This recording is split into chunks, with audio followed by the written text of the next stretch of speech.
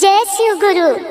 सबसे पहले शिव गुरु के प्रणाम बा, मैया पार्वती के प्रणाम बा।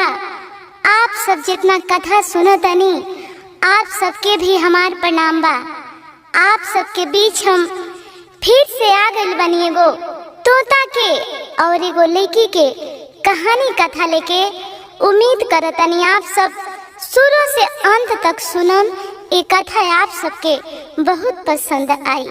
एगो गांव में देखी दीदी, एक जना रहत रहले और साथ में पत्नी रहत रहली। ओ लोग के शादी ब्याह हो के जब ओ लोग आई रहे तब कुछ दिन तक देखी ओ लोग के कोनो बाल बच्चा ना रहे। लेकिन थोड़ा समय बीतल, पत्नी गर्भवती भइली, बेटी भइल त समझी पति जे रहले खुश रहले और ना भी रहले। पति के खुशी ए बात के रहे कि हमरा देर से एगो बेटी भइल, और ना खुशी ये रहे पति के कि बेटी भइल हमरा बेटा काहे ना भइल। देखी ऐसे दिन बीतत गइल, दूगो बेटी लोग हो गई।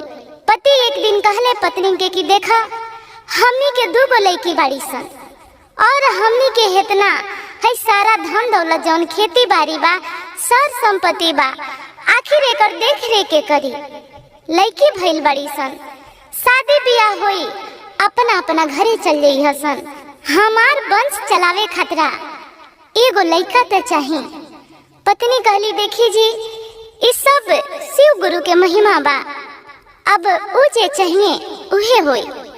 कहले कि ना हमरा एगो बेटा कम से कम चाहिए। पत्नी कहली कि देखी ठीक बा। थोड़ा दिन जब बीतले दीदी तब पत्नी देखी गर्भवती हो जाता रे। गर्भवती भइली, ये बात पति के बतौली कि सुनी ऐसन ऐसन बात बा। पति खुश भइले और पत्नी से कहले कि देखा दूगो बेटी बाड़ी सन, लेकिन तीसरा जवन होई वो हमरा बेटा चाहिए। पत्नी बहुत समझवली, कहली कि ये जी देखी कोहार जब बर्तन गढ़ेला ओकरा पता ना रहेला कि बर्तन बनता, ओकरा बाद जब पकावल जाई तो कला पाकी कैसन होई कैसन ना होई।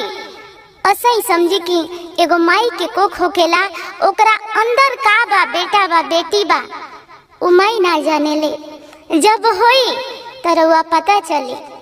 कहले कि ठीक बा लेकिन हमरा अब बेटी ना चाहिए। देखिए दीदी 9 महीना पूरा हो गई, पूरा भइल, पत्नी के तबीयत खराब भइल और जब पैदा भइली तो वो दूगो जे लड़की रहलो ओकरा बाद भी देखी एगो लड़की पैदा हो जाता रही। पैदा भइली तब पति के देखी कतही खुशी ना रहे, काहे कि पति पहले से चाहत रहले कि हमरा बेटा चाहिए। लेकिन आप सब भी जानतनी कि बेटा बेटी पैदा कईल ये पत्नी के हाथ में ना होखेला, ये भगवान जानता रे, शिव गुरु जानतनी कि का होई और का ना होई। मन मोटाव हो गई पति पत्नी में।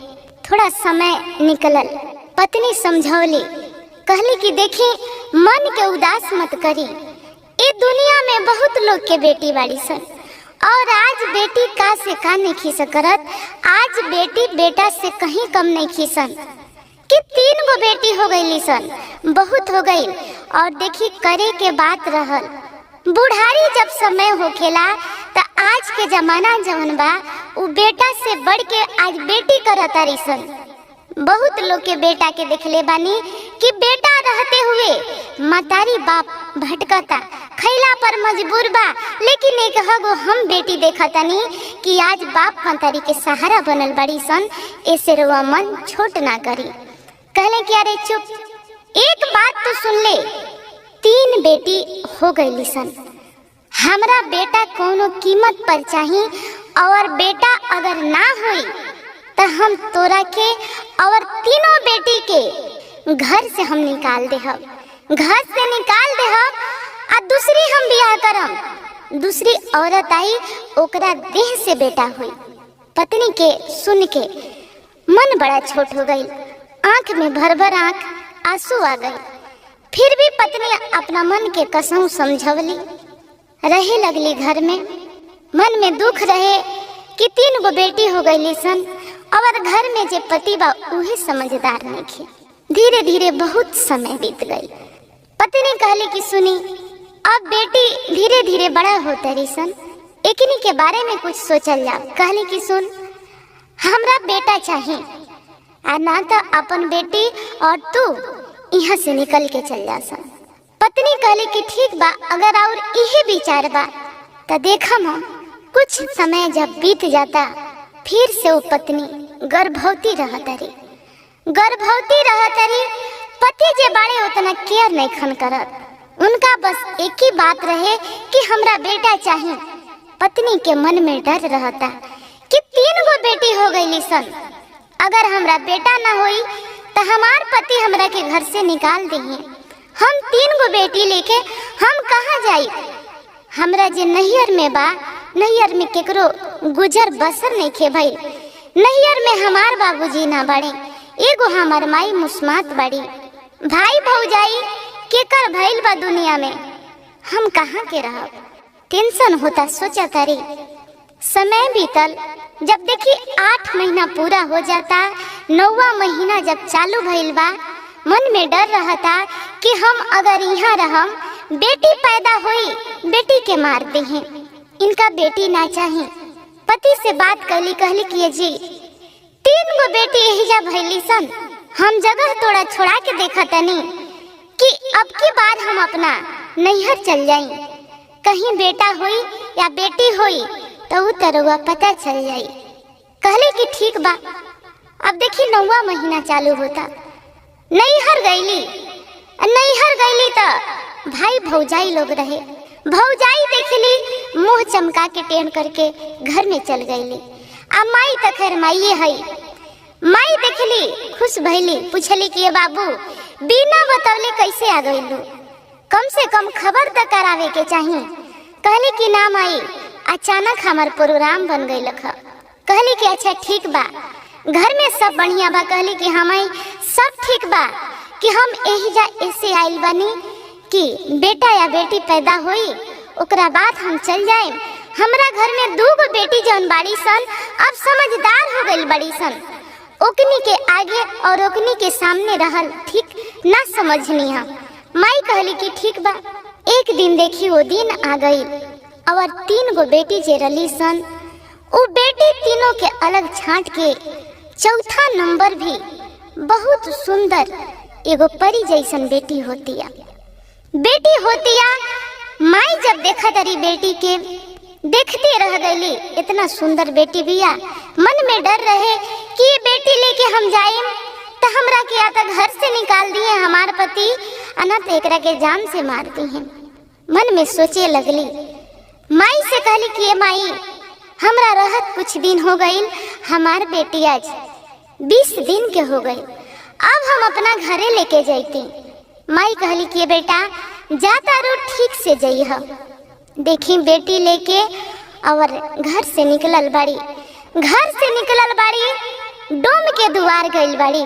डोम के दुआर देखा तारी कि छैटा दौरा बिनाता।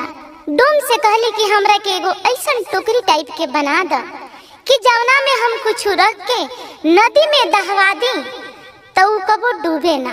डोम कहले कि ठीक बा। उ बनवा लेली। अब बनवा के लेके बेटी गोद में लेके चल गईली। देखी नदी के आंट परे दीदी, बेटी तो बेटी ही है। अब माई के ममता आप सब जाना तनी। बेटी रख के खूब रोवतारी, दुखी बड़ी कि हम बेटी लेके जाए, बेटी हमार मारती हैं। का कहली वो छैटी में देखी पुअरा डाल के और एगो कपड़ा डाल के लड़की सुता देली। और शिव गुरु से विनती कैली कि हे महादेव, हे शिव गुरु, ई बेटी जौन बिया ई रउआ शरण में हम छोड़तनी। हे गंगा मैया, आप एकर मतारी बनम कि हम तो ये बेटी के त्याग करतनी और रउआ गोद में बेटी के सौंपतनी। त आज से राउर काम बा कि एगो बेटी के रउआ देखम। प्रणाम कैली शिव गुरु के और गंगा मैया के। चले अली अपना ससुराल अली। पति पे नजर पड़ल। पति पूछने कि अरे ऐसे खाली खाली कैसे आवतरू, तहरा तो बेटा होके वाला रहे, का भइल?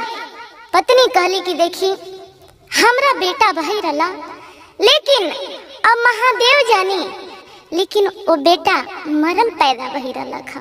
वो बेटा हम लेके आखिर का करते। देखी पति नाराज होके उठ के चल गए। बेटी अब देखिए गंगा जी में धीरे धीरे बहत चल जाती है। दहातिया बेटी एगो तोता ऊपरे ऊपरे उड़ के जाता। तोता के नजर पड़ल बा कि हई चिलचिलात धूप में अब लड़की चिल्लातिया। ई कौन ऐसन मतारी बिया कि एकरा के में छोड़ के चल गइल बिया। अब देखी ठोर से मार के तोता ले जाके ओकरा के आंट पर लगा देता रे। लड़की के देखा तारे कि अरे लड़की तो बड़ा सुंदर बिया, कौन ऐसन मतारी बिया जौन ऐसे छोड़ के चल गइल बिया। उ तोता देखी बेटी के लेके उड़ के अपना घोंसला चल जाता रे। घोंसला जब जाता रे, घोंसला में रखा तारे बेटी के, और टेंशन होता उ तोता के कि एगो लड़की हम बच्चा ला देले बानी, लेकिन एकरा के हम दूध कहाँ से ला के देहब, कपड़ा कहाँ से ला के देम। लड़की के सुता के घोंसला में तोता उड़ गईले। उड़ के गांव में गईले तो देखले कि आंगन में एगो लड़का सुतल बा और निपल में दूध पियता। तोता देखत देखत का कइले कि वो निपल के झपटा मार के और लेके उड़ गईले कि ओकर माई पिया ओकरा के फिर से दूध दे दी। लेके आ गईले और ए लड़की के निपल से दूध पिया देले। प्रतिदिन के काम असही रहे, कहीं से कुछ लाके कहीं से कुछ लाके कहीं से दूध लाके ऐसे लड़की के पोसता रे। अब कपड़ा के देखी तोता का करता रे, गांव घर में उड़ के जाता रे। छोटा बच्चन के कपड़ा देखता रे कि पसारल बा, ओकरा के ठोर में दाब के लेके चलावता रे। अब तोता देखी वो लड़की के बाप बन के वो लड़की के सेवा करता रे। समय बीतल, देखी अब लड़की का होता है दीदी 18 साल के हो जाता रे। तोता सब चीज ला के दे, वो लड़की के सारा सेवा करस, लेकिन कहस कि ए पेड़ पर रहिया, ए पेड़ से तू कहीं मत जइहा। लड़की भी वो तोता के अपन बाबूजी समझ ले रही। एक दिन तोता उड़ के अपन दाना पानी के जुगाड़ में जाता रे। देखी अब लड़की बैठ के पेड़ पर बाल झाड़ता रे। ओही रास्ता से राजा जौन बाड़े, नगरी के राजा बाड़े, उ राजा के एगो बेटा रहता रे। ओही रास्ता से जाता रे। अब देखी थकल बाड़े, हारल बाड़े, सोचा तारे कि काहे ना ई पेड़ के नीचे थोड़ा हम आराम कर ले। पेड़ के नीचे जाके बैठ गईले। पेड़ के नीचे बैठल बड़े आराम करता रे। और ऊपर तोता के जे बेटी बाड़ी, उससे आन जे लड़की बाड़ी, वो बाल झरता रे। वो बाल गिरता इनका देह पे, राजा के बेटा के देह पर गिरता। ऊपर से ही देखता रे पेड़ पर, तो देखता रे कि अरे तो एगो सुंदर लड़की बैठल बिया। अब लड़की से पूछा तारे कि ए लड़की, तू काहे एकरा पर आखिर बैठल बाड़ू, तू नीचे काहे नहीं खू, तहरा अपना घरे रहे के चाहिए। देखी वो लड़की राजा के बेटा से बात करत रही। उतना देर में तोता उड़ के आवता रे। देखा तारे कि हमार बेटी एगो लड़का से बात करत दिया। उ देख के बड़ा खुश भइले। अब राजा के जे बेटा रहले सारा चीज पूछले कि आखिर ई रउआ बाप कैसे बानी, बेटी कैसे बाड़ी, घटल घटना बीतल समय सारा उ तोता राजा साहिब के बेटा के बतैले। कहले कि ठीक बा।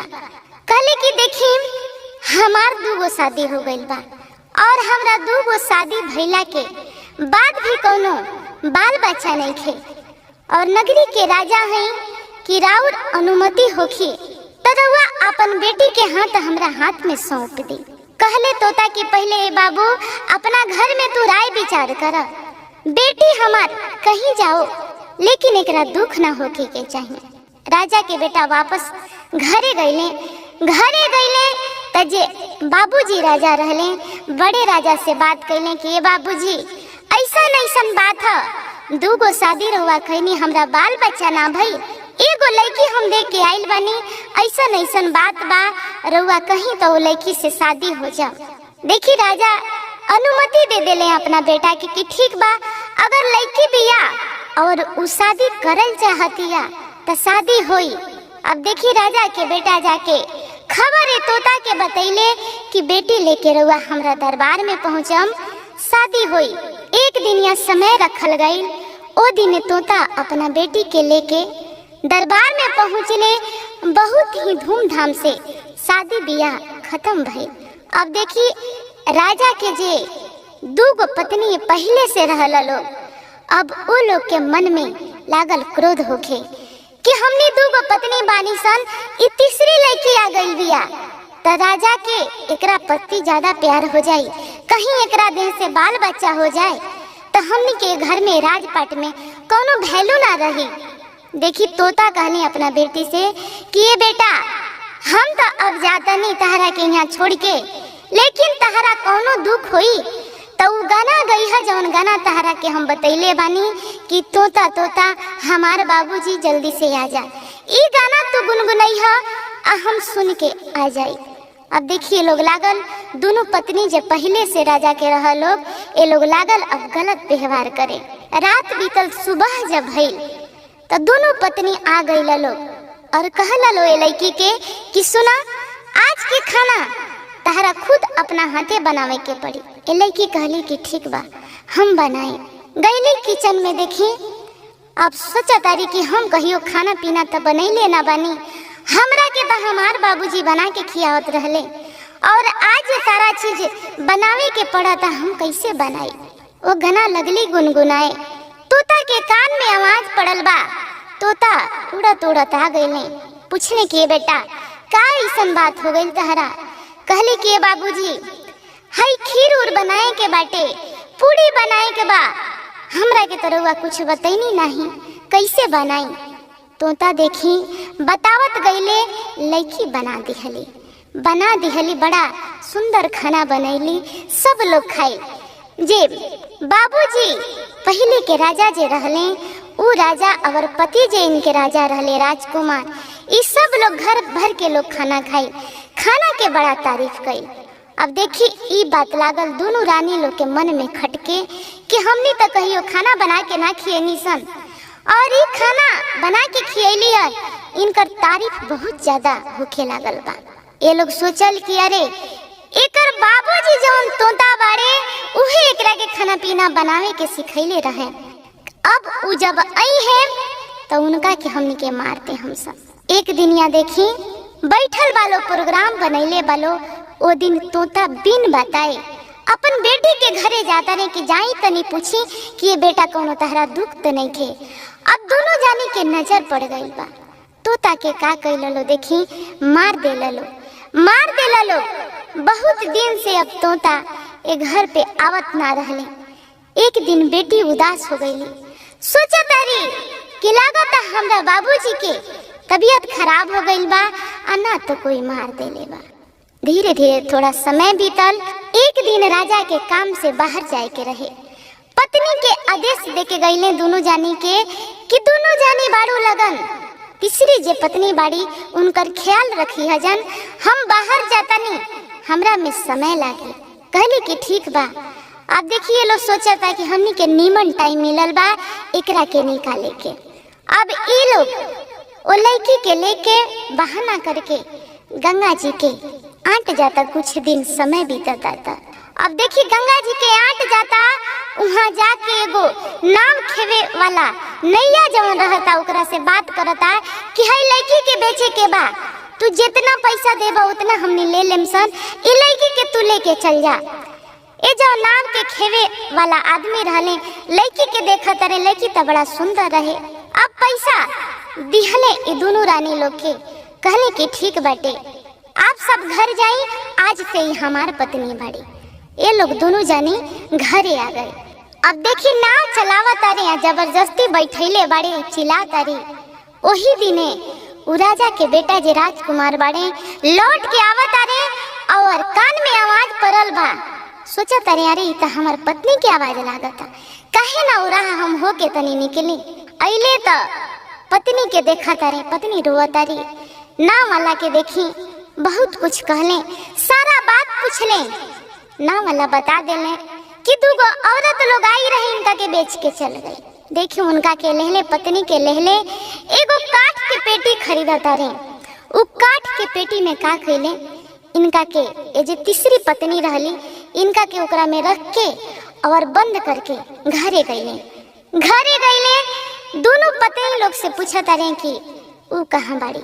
कहला लोग कि देखी रउआ राजा साहब जब काम से बाहर गईनी ह तो पता ना घर से निकल के कहाँ चल गईली हम।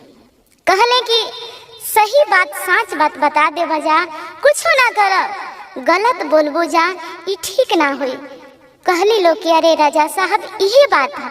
कहले कि ठीक बाटे, अगर ये बात है तो तहनी के आज हम परीक्षा ले हम, तहनी ले जाके इनका के कहीं बेचले रहलू है जा, ये लेके हम आइल बनी काट के पेटी में बाड़ी और केकरो बात पे हम विश्वास नहीं करत। लेकिन आज तीनों के परीक्षा लेवे के पड़ी आ तहनी के देवे के पड़ी।